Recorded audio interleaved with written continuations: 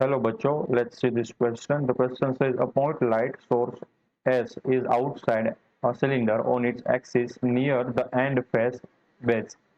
Determine the minimum refractive index and of the cylinder material for which none of the rays entering the base will emerge from the lateral surface.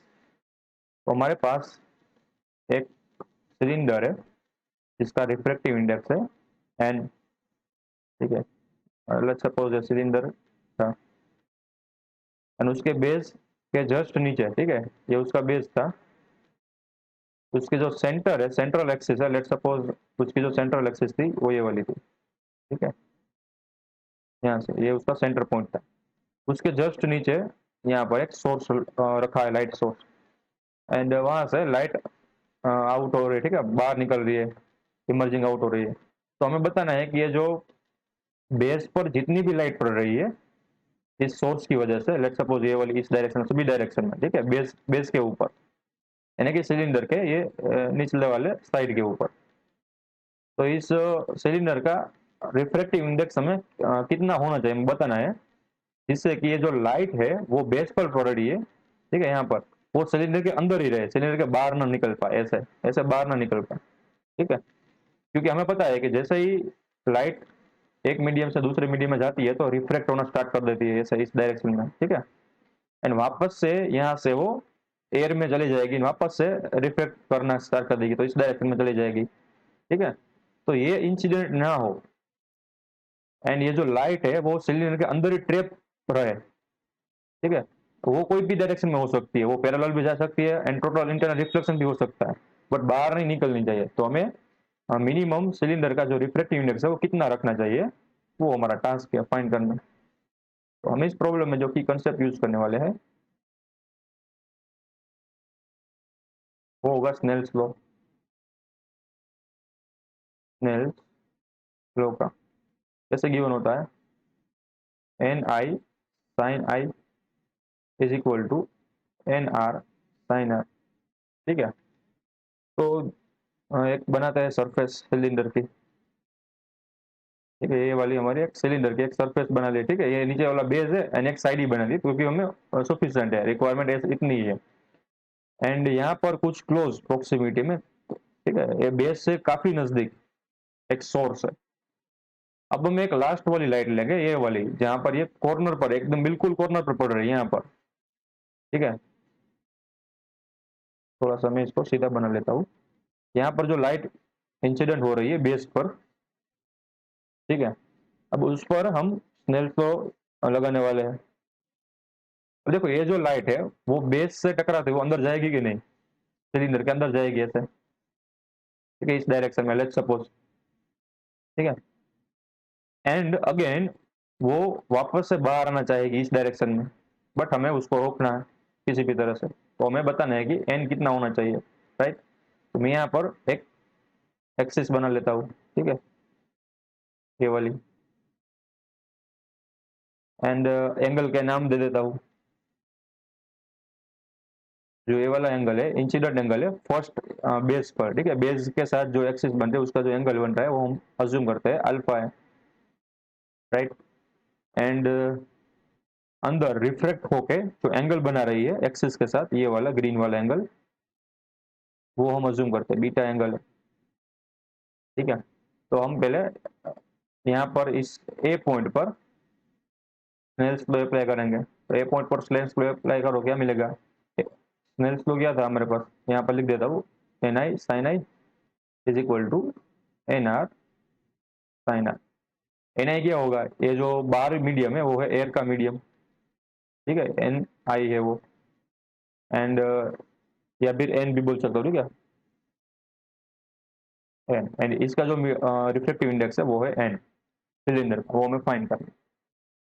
N I क्या होगा, one हमारे केस में, times sign आई, sine आई यानी कि incident angle वो है alpha assume किया हुआ। एन टू क्या होगा, सॉरी एन आर क्या होगा, रिफ्रैक्टिव मीडियम का refractive index N, sine R यानी कि साइन बीटा। तो यहाँ से हम लिख सकते हैं sine alpha is equal to N time sine beta.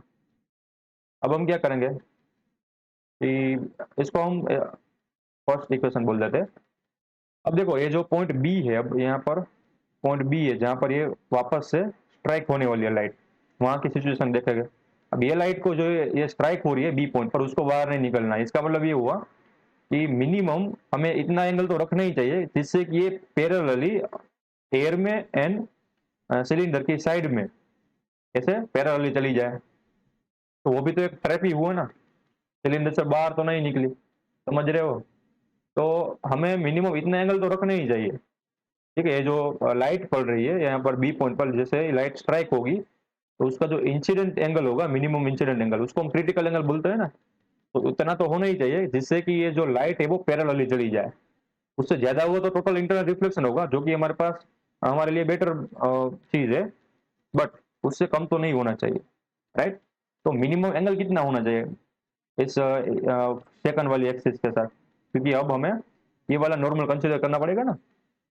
Second वाला जो साइड है उसके लिए सेकंड वाला लाइन कंसीडर करनी पड़ेगी, एक्सिस, ठीक है, वर्टिकल एक्सिस। तो उसके साथ जो ये लाइट एंगल बनेगी, रिफ्लेक्टिंग लाइट या फिर इमर्जिंग आउट लाइट, वो होगी 90 डिग्री का, ठीक है। एंड इस केस में, सेकंड केस में जो इंसिडेंट एंगल होगा वो क्या होगा, ये जो सेकंड लाइन है उसके उसका एंड ये जो लाइट आ रही है उसके बीच का एंगल, वो हम अज्यूम करते हैं गामा, गामा, ठीक है। तो इस पॉइंट बी पर मैं स्नेल्स लॉ लगाऊंगा। तो applying Snell's law at point B, क्या होगा, एन वन है हमारे केस में एन, क्योंकि अब वो सिलेंडर के अंदर है ना, टाइम्स साइन आई, आई क्या है, इंसिडेंट एंगल, तो कि हमारे केस में gamma is equal to N two. अब एन टू क्या है, एन टू है वो है एयर, क्योंकि एयर एंड सिलेंडर की सरफेस के बीच में जा रहा है ना, तो उसके लिए जो कंडीशन आएगी ना, वो आएगी ये वाली, ग्रेटर देन वाली, ठीक है। यहाँ पर एन टू यानी कि एयर है, and sine pi by to होगा, क्योंकि एक्सिस का साथ पाई बाई टू बना रहा है। अब यहाँ पर देखो ग्रेटर देन मैंने क्यों लिखा है, अगर ये ग्रेटर देन होगा ना तभी तो ये टोटल इंटरनल रिफ्लेक्शन कर पाएगी ना, समझ रहे हो।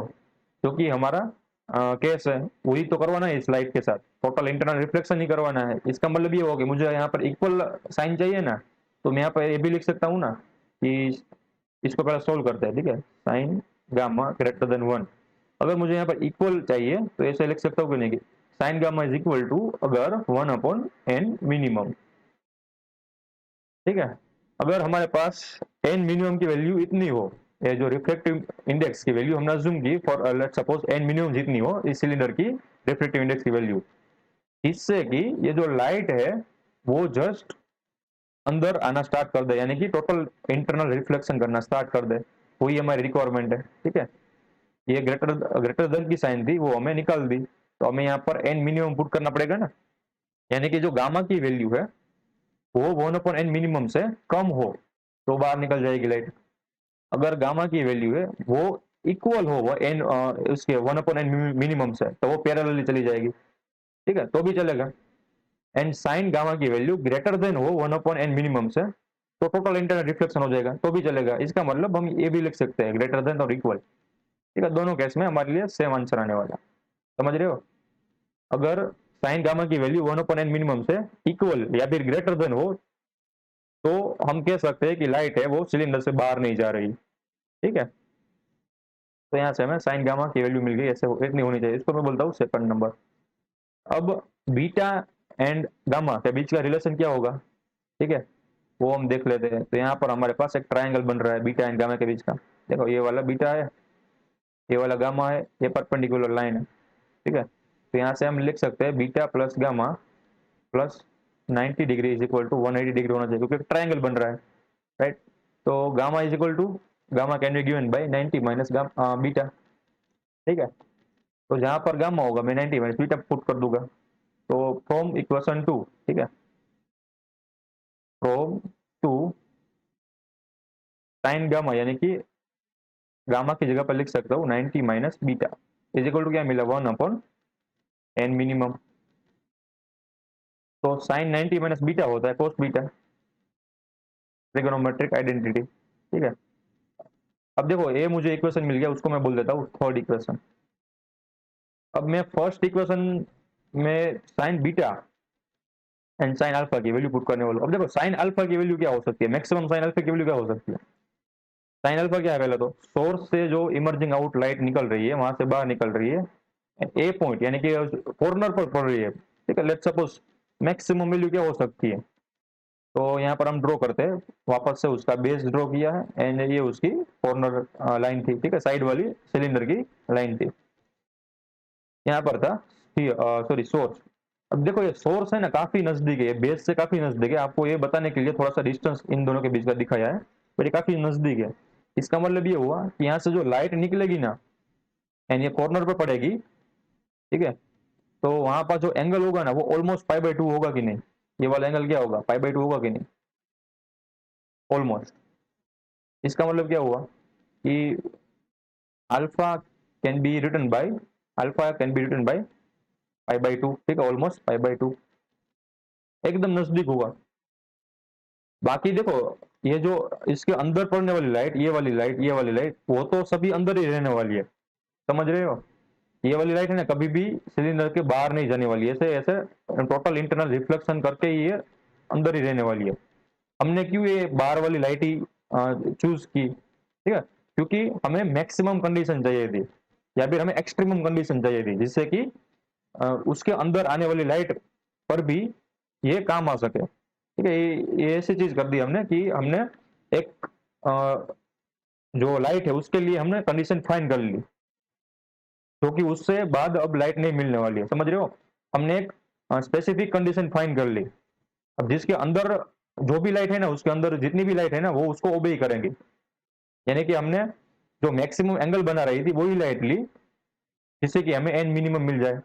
उससे अंदर आने वाली सारी लाइट, यानी कि ये जो पाई बाई टू से अंदर आने वाली सारी लाइट ये इक्वेशन का फॉलो करेगी, यानी कि सेकंड एंड फर्स्ट इक्वेशन को फॉलो करेगी ऑलवेज, क्योंकि लास्ट वाली लाइट है वो भी तो फॉलो कर रही है, तो अंदर वाली लाइट को भी फॉलो करना ही पड़ेगा। ठीक है ना, इसलिए जो हमने कंसिडर किया था लाइट को वो लास्ट वाली चूज की थी। ठीक है, ये कॉर्नर वाली, एकदम कॉर्नर वाली, तो जो कॉर्नर वाली लाइट है उसका इंसिडेंट एंगल क्या होगा, ऑलमोस्ट पाई बाई टू होगा, अल्फा पाई बाई टू। ठीक है, तो हमें ये वाली कंडीशन भी ध्यान में रखनी पड़ेगी। एंड उसको मैं यहाँ पर लिख देता हूँ फ्रॉम वन। अब अल्फा की वैल्यू वन में पुट कर दो, तो sine alpha is equal to क्या होगा, वन होगा। तो वन इज इक्वल टू क्या मिला हमें, एन साइन बीटा। अब N alpha is equal to pi by two हमने कब लिख सकते हैं, कि जब हम रिफ्लेक्टिव इंडेक्स की वैल्यू एन मिनिमम पुट कर दे, तो यहाँ पर आएगा N minimum into sine beta. ठीक है, इक्वेशन वन से लिख दिया साइन बीटा, तो ये हमारे पास इक्वेशन मिल गया, इसको मैं बोल देता हूँ फोर। अब हमारे जो थर्ड एंड फोर्थ इक्वेशन है उसमें ही अब आंसर आने वाला है। देखो अब हमारे पास कोस बीटा की वैल्यू है एंड साइन बीटा की वैल्यू है, तो हम किसी भी तरह से कोस बीटा को साइन बीटा में कन्वर्ट कर लें। ठीक है, तो हमें पता है कि कोस बीटा होता है, वो गिवन होता है one minus sine square beta. ठीक है, एंड कोस बीटा की वैल्यू क्या गिवन है, कोस बीटा की वैल्यू गिवन है one upon N minimum, one upon N minimum. तो इसको सोल्व करोगे साइन बीटा के लिए, इन दोनों को सोल्व करो, तो साइन बीटा के लिए सोल्व करोगे, ठीक है, दोनों साइड स्क्वायर रूट लोगे N one minus N minimum का स्क्वायर करोगे, तो आंसर आएगा sine beta is equal to square root of one minus one upon N minimum का स्क्वायर। ठीक है, तो हमारे पास साइन बीटा की वैल्यू मिल गई। अब साइन बीटा है उसको, ये जो साइन बीटा है उसको फोर्थ इक्वेशन में पुट कर दो। ठीक है, तो इसको मैं लिख देता हूँ put above value in fourth, क्या मिलेगा, one is equal to N minimum into square root of, ठीक है, साइन बीटा की वैल्यू पुट कर दो यहाँ पर, square root of one minus one upon N square minimum. अब थोड़ा सा सिंप्लीफाई करो, तो यहाँ पर आएगा one is equal to N minimum, and simplify करने पर यहाँ पर बचेगा एन मिनिमम का square minus one and divided में बचेगा एन मिनिमम, स्क्वायर रूट निकाल दिया। ठीक है, ऐसे कैंसिल हो गया एंड दोनों साइड स्क्वायर कर लो तो यहाँ पर मिलेगा एन मिनिमम का स्क्वायर -1। सो फाइनली हमारे पास एन मिनिमम की वैल्यू मिल गई is equal to square root of 2। So the final answer to the question is that the minimum value of the refracting index of the cylinder that can no light can be emerge out from the cylinder. So it must be n minimum is equal to square root of 2। ठीक है, उसकी value जो होनी चाहिए वो होनी चाहिए square root of 2। I hope you understood it well. Best of luck